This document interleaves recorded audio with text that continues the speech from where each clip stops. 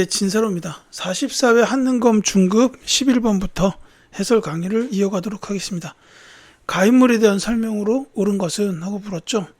자, 특집 대각국사 가해 활동 해가지고 화폐 주조 및 유통 주장, 교장도감 설치와 교장 간행, 그 다음에 불교통합운동과 해동 천태종 창시가 나와 있습니다. 대표적인 키워드들이 모두 있습니다. 이분은 대각국사 의천이에요. 자, 대각국사 의천, 이 승려에 대한 활동을 찾아라라는 건데, 지금 이제 중요한 내용들은 여기 다 나왔어요. 특히 여러분들이 기억하셔야 되는 게 전부 다예요. 사실은 교장 간행, 요게 이제 나오는 경우도 있고요. 교장도감, 요게 이제 의천과 관련이 됩니다. 그리고 이제 화폐 주조 및 유통을 주장을 해가지고 그 당시에 그 왕이었던 숙종, 그러니까 의천과 형제예요. 의천이 이제 문종의 넷째 아들인데 이제 그 숙종이 이제 이 의천의 영향을 받아서 해동통보 요거 만들기도 했죠. 자, 불교통합운동을 했고 해동 천태종 창시했다라는 이게 중요한데요. 요 불교통합운동이라는 게 뭐냐면 이제 당시에 불교는 크게 두 종파 정도로 나눌 수가 있어요. 교종과 선종 정도로 교종 중심의 선종 통합을 추구하셨어요. 이제 후기에 나오는 진울, 보조국사 진울 같은 경우에는 선종 중심의 교종 통합을 추구하셨는데 이 중기에 나오셨던 대각국사 의천은 교종 중심의 선종 통합을 주장을 하시면서 이거에 관련된 수행 방법으로 교관 겸수, 이 교가 교종 쪽이고 관은 수행, 그러니까 참선 쪽이니까 선종이에요. 그래서 그 교관 겸수의 수행 방법을 주장하였다라는 게 이제 대표적인 내용 중 하나입니다. 그게 정답이 3번이 되는 거예요. 이제 요거랑 좀 비교해야 될 게 진울 스님은 말씀드렸듯이 선종 중심의 교종 통합을 주장하셨던 분이잖아요. 그래서 요 분은 이제 정해쌍수, 그 다음에 요게 이제 그 수행과 공부를 함께 해야 된다라는 뜻이에요. 수행이 앞에 나옵니다. 그 다음에 이제 도노점수, 이런 수행 방법이 있죠. 자, 요 진울 스님은 특히 수선사 결사를 제창하시기도 했어요. 이제 이게 진울 스님이 자주 나오기 때문에 같이 말씀을 드린 거고, 정답은 3번이에요. 무예가를 지었다. 원효대사죠. 이 원효대사는 이제 통일신라 시대 초기 그 불교의 대중화를 위해서 의상대사와 더불어서 많이 노력하셨던 분이죠. 불국사를 창건한 거는 이제 경도강 시대의 김대성이라는 분이고요. 자, 수선사 결사를 제창하였다 말씀드렸듯이 진울, 왕호 천축국전을 저술하였다. 이건 이제 통일신라 시대 해초라는 승려입니다. 자, 그 다음에 12번 갈게요. 자, 다음 사건에 대한 탐구 활동으로 적절한 것은 하고 물었습니다. 망이가 이르기를 이미 우리 고향을 현으로 승격시키고 또 수령을 두어 위로하다가 다시 군대를 일으켜 토벌하러 오다니 차라리 칼날 아래 죽을지언정 굴복하지 않고 반드시 개경까지 간 후에야 그만둘 것이다 라고 했습니다. 자, 몇 가지 키워드가 있죠. 망이, 망소위의 봉기입니다. 이건 이제 무신 정권 초기 정도로 보시면 돼요. 최씨 무신 정권 이전입니다. 그러니까 이의방 정중부, 이의민 경대승 이런 분들이 권력 다툼하고 있던 시기예요. 이 관련된 게 이제 지역이 중요해요. 공주, 명학, 소입니다. 이 지역이 왜 중요하냐면 특히 이 명학, 소, 특수행정구역인 향, 부곡, 소의 경우에는 이제 여기 거주민들은 거주 이전의 자유도 없었고 그 다음에 세금도 굉장히 많이 냈어요. 다른 지역의 양인들에 비해서 세금을 많이 냈습니다. 그래서 이제 차별이 있었다는 뜻이에요. 이 소에 대한 차별이 이 망이망소의 봉기 원인 중 하나라고 볼 수가 있습니다. 이 무신 정권 초기에 수탈이 심해졌어요. 근데 그렇다면 소 단위는 더 심했을 거다라는 거죠. 그래서 망이망소가 결국은 봉기를 일으켰다라는 겁니다. 이제 제가 간혹 말씀드리지만 지금 이 해설 강의 영상을 촬영하는 곳이 명학소가 있었던 대전광역시 서구 탐방동 되겠습니다. 자, 정답은 5번이에요. 특수행정구역인 소에 대한 차별을 조사한다. 자, 특수행정구역 소도 물론 있지만 향, 부곡, 그 다음에 소까지. 요 향과 부곡은 이제 농업을 하던 곳이에요. 농사 짓던 곳인데, 요 소는 수공업이 주로 행해졌던 곳입니다. 그러니까 이제 저 명학소는 숯을 만들었던 곳이에요. 그리고 이제 여러분들이 좀 기억해 주셨으면 하는 게 충주성 전투랑 관련된 다인 철소, 여기서 이제 철제 기구들을 만들었던 곳이에요. 이제 뭐 이런 게 있었다라는 거죠. 자, 병인 박해의 결과를 분석한다. 분석까지야. 병인 양요가 일어납니다. 이 프랑스가 쳐들어오죠. 개경 나성의 축조 과정, 이거는 거란의 침입과 관련이 있어요. 3차 침입이 끝난 이후에 강감찬의 건의에 의해서 이제 개경 지역에 나성이 세워지게 됐다라는 거죠. 호족 세력의 성장 배경, 요거 시대상 신라 하대, 진고래 왕위 다툼이 배경이에요.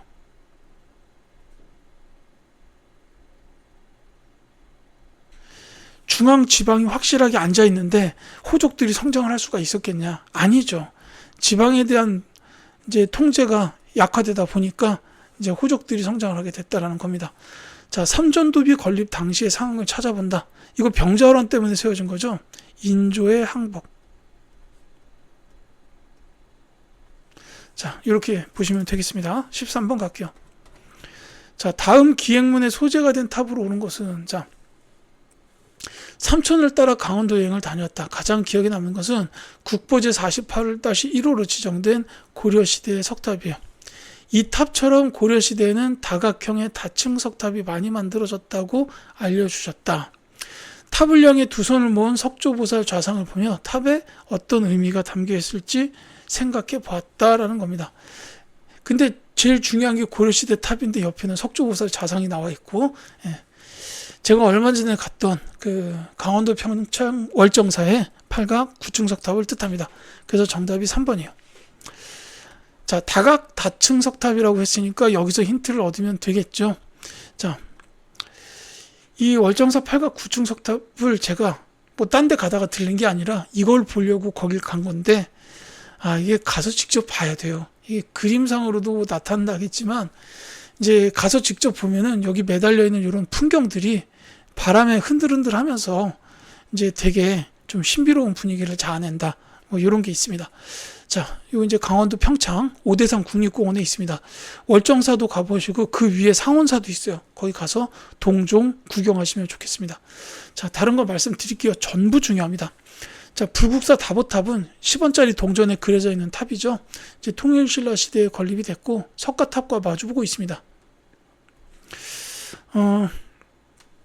석가탑은 이제 그 탑 안에서 무구정강 대다란이 경이 나왔잖아요.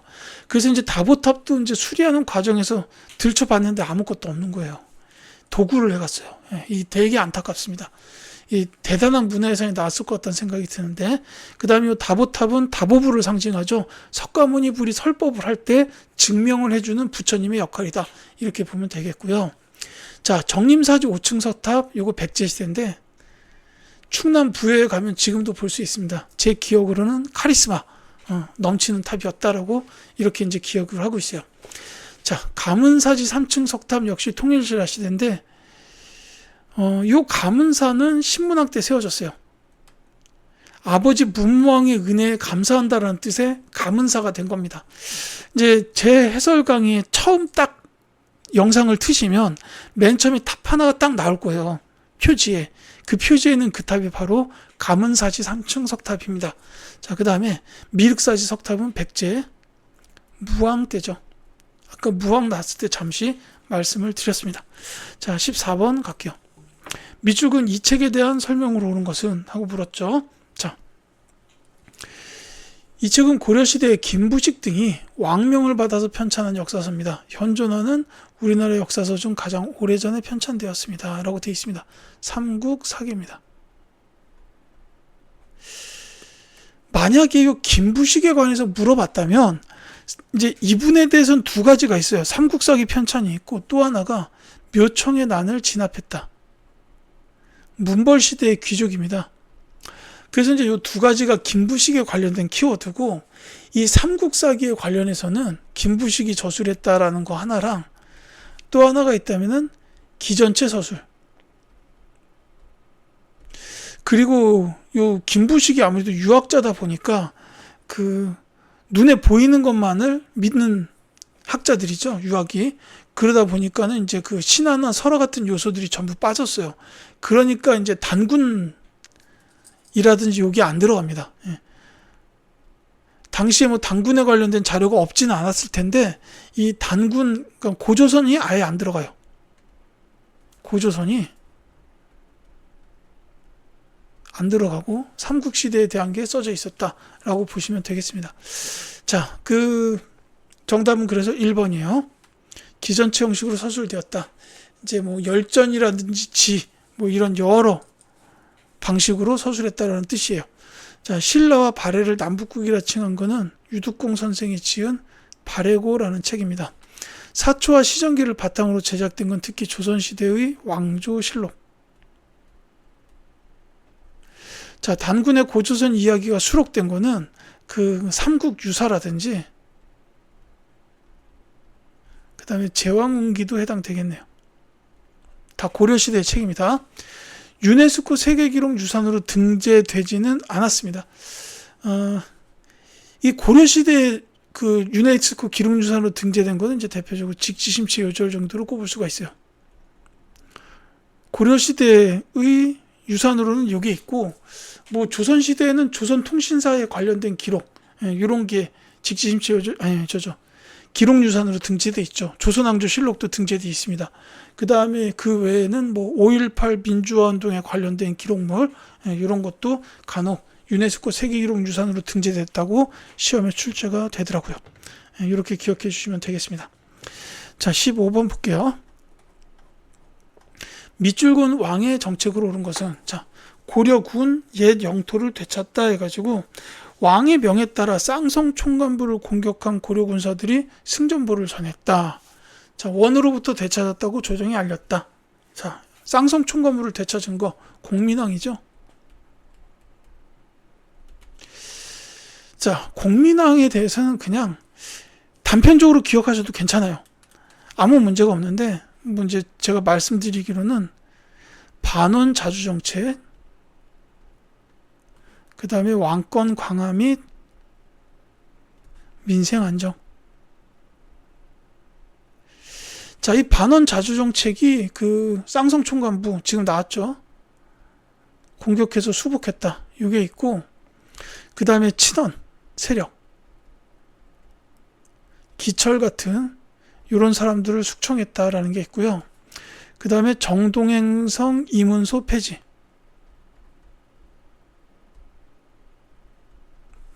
이게 있습니다. 그 다음에 이 왕권 강화와 민생 안정의 대표적인 거로는 전민 변종 도감이 있고요. 신돈. 그 다음에 이게 왕권 강화도 됩니다. 왜냐하면 권문세종 약화기 때문에.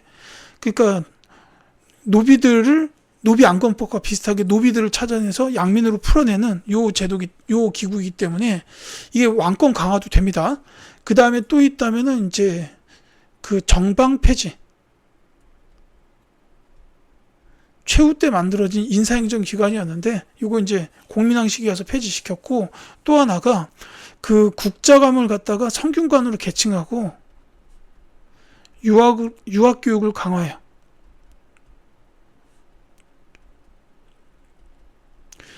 이것도 왕권 강화로 볼 수 있습니다. 왜냐하면 자기 사람을 만드는 과정이라고 보면 되거든요.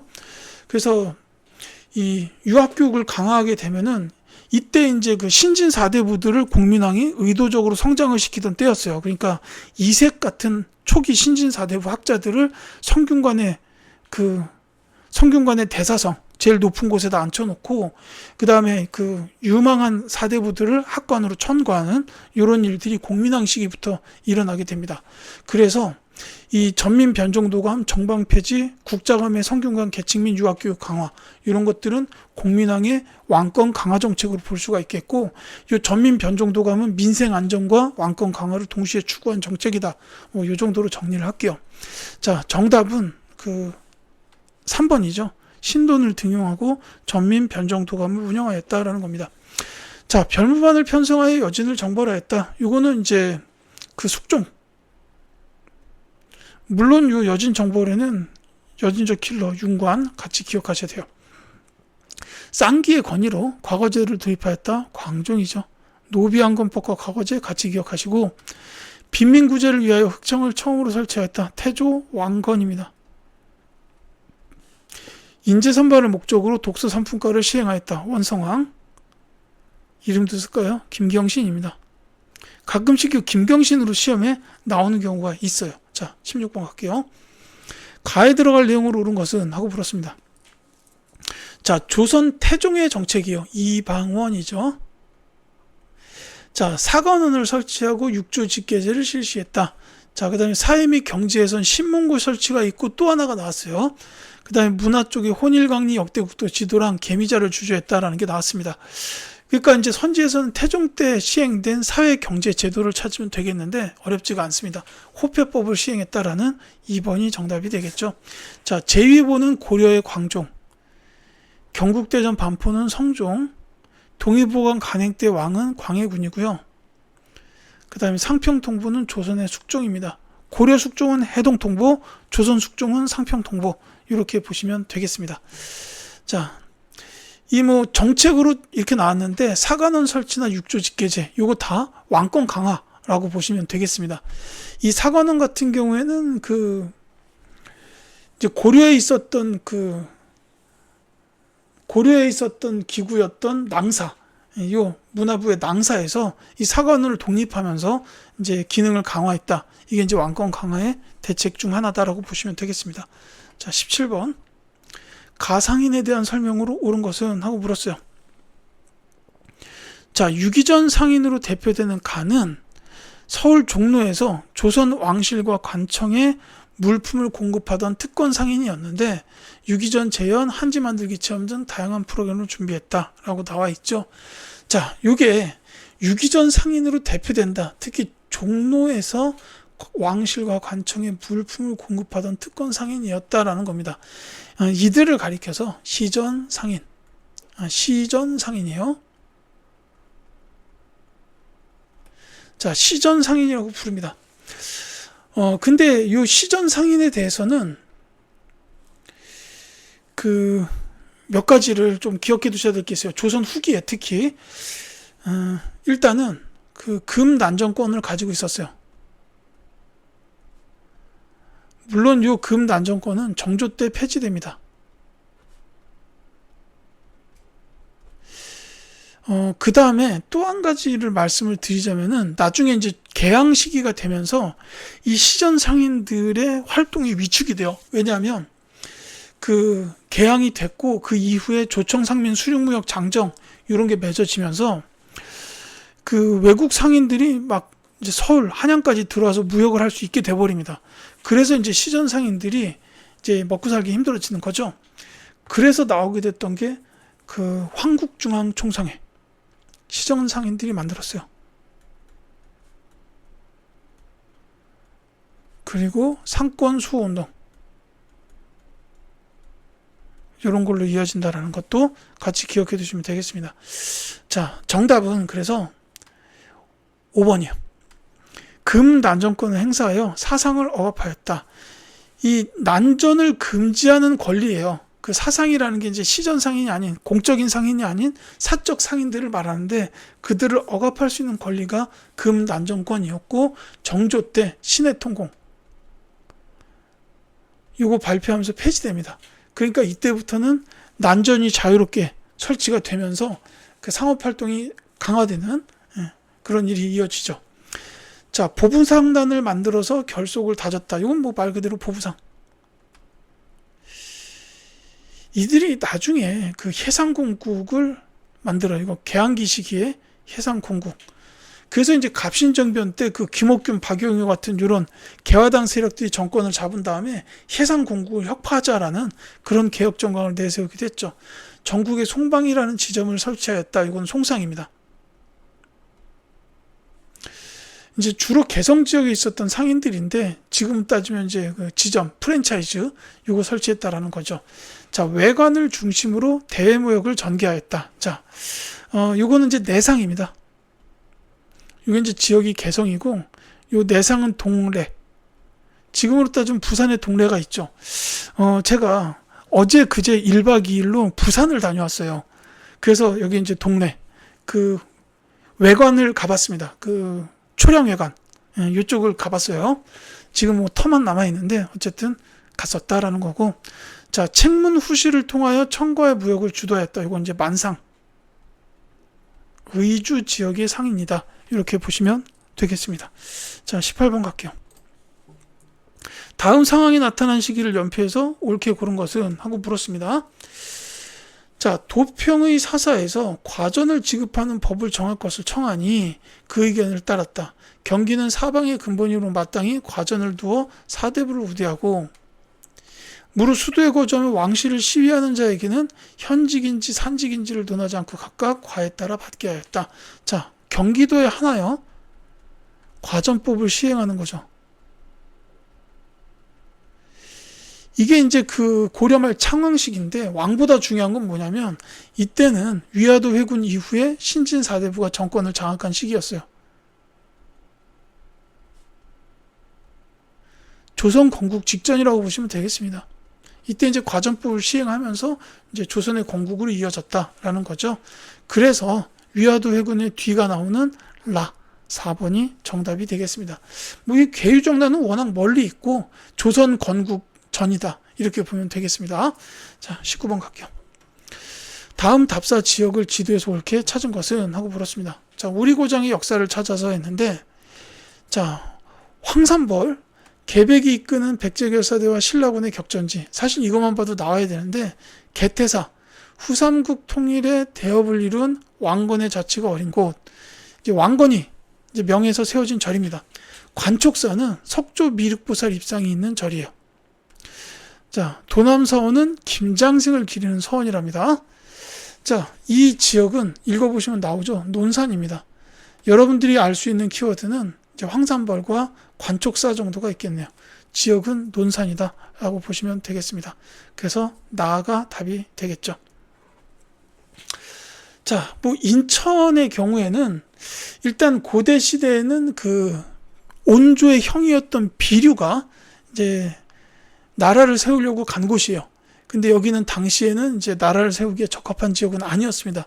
그래서 비류가 죽은 뒤에 그 세력들이 나중에 저기 한성으로 와서 온조 백제에 합류하게 됐다라는 거죠.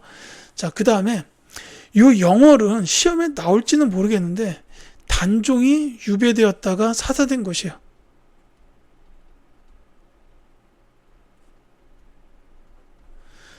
그러니까 이제 그 왜 성산문 등 사육신 분들이 그 단종 복위 운동을 일으켰는데 이제 이거를 단종도 알고 있었다라는 사실이 이제 알려지면서 당시 왕 세조가 단종을 상황에서 노산군으로 강등시키면서 영월로 유배를 보냈다가 이제 여기서 단종이 죽죠. 사사가 아니라 승하라고 보는 게 맞습니다.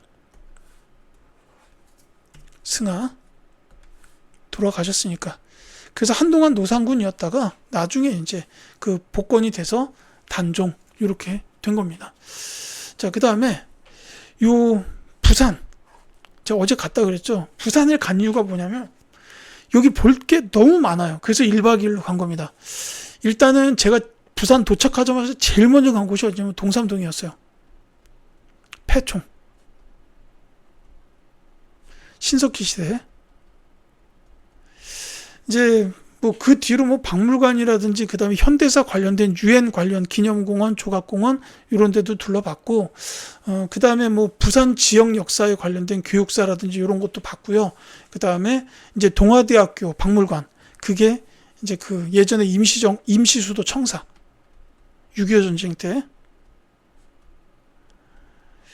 그리고 뭐 그 외에는 이 부산도 금관가의 영역에 있었습니다. 그래서 여기에 이제 그 고분군이 있었죠. 복천동 고분군 같은 게 있는데 이것도 이제 금관가야입니다. 물론 이제 부산하면 원탑은 뭐냐면 개항됐던 항구 그리고 동네 아까 말씀드렸는데 이 동네가 이제 조선 후기의 외관 이런 키워드들도 있다라는 거. 그러니까 이제 부산 지역에 관련된 역사적인 것들은 굉장히 많아요. 근데 제가 여기를 이제 걸어 다니다가 정말 날도 덥고 많이 힘들었어요. 어쨌든 정답은 논산이기 때문에 2번 나가 되겠습니다. 자, 20번 갈게요. 가에 들어갈 세시풍속으로 옳은 것은 하고 물었죠. 자, 우리 역사 속의 가인데 덕흥리 고분벽화의 설화 속 견우와 직녀로 보이는 인물들이 그려져 있다라고 되어 있습니다. 대표적 키워드 견우와 직녀죠.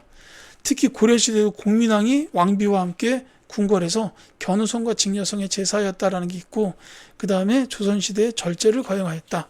자, 대표적 키워드는 견우와 직녀. 이거는 7월 7일 칠석을 뜻합니다. 최근 한능검 기본이나 심화에서는, 특히 심화 쪽에서는 세시풍속 문제가 등장하지 않고 있기 때문에 이 설명은 이 정도까지만 그냥 말씀을 드릴게요. 자, 이렇게 20번까지 말씀드리고 21번부터는 다음 영상으로 이어드리도록 하겠습니다.